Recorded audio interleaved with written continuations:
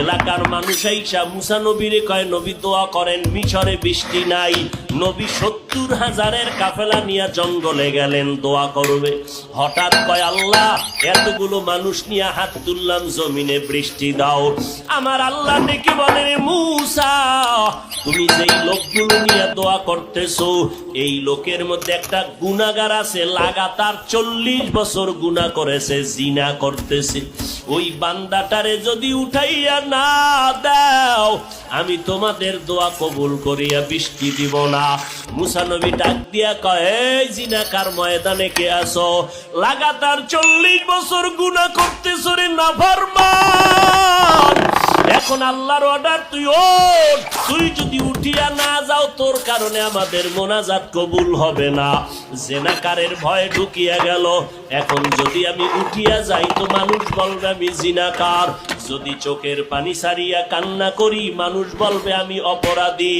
এইবার একটা কাপড় মাথার সামনে রাখিয়া চেহারাটারে ঢাকিয়া আস্তে আস্তে আমার মালিকের এই কলিজা ভরিয়া ডাকতেছে, ও দয়ার মালিক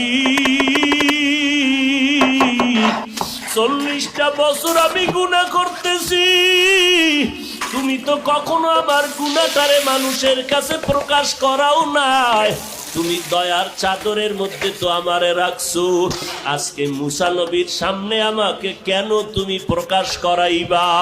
ও আল্লাহ তওবা করলাম, আর গুনাহ করব না, জীবনে আর গুনার কাছেও যাব না রে আল্লাহ, তুমি আমারে দয়া করিয়া মাফ করিয়া দাও। এবার হঠাৎ করে মুসা নবী দেখতেছে আকাশটা মেঘাচ্ছন্ন, বৃষ্টি পড়াও শুরু হয়ে গেল। মুসা নবী বলেন, আল্লাহ আপনি যাকে উঠতে বললেন সে তো উঠে নাই, আবার বৃষ্টি দিলেন কেন? আল্লাহ বলে, রে মুসা যার কারণে বলছি বৃষ্টি দিব না তার কারণেই জমিনে বৃষ্টি দান করলাম। আল্লাহর নবী বলেন, তা কেমন করে?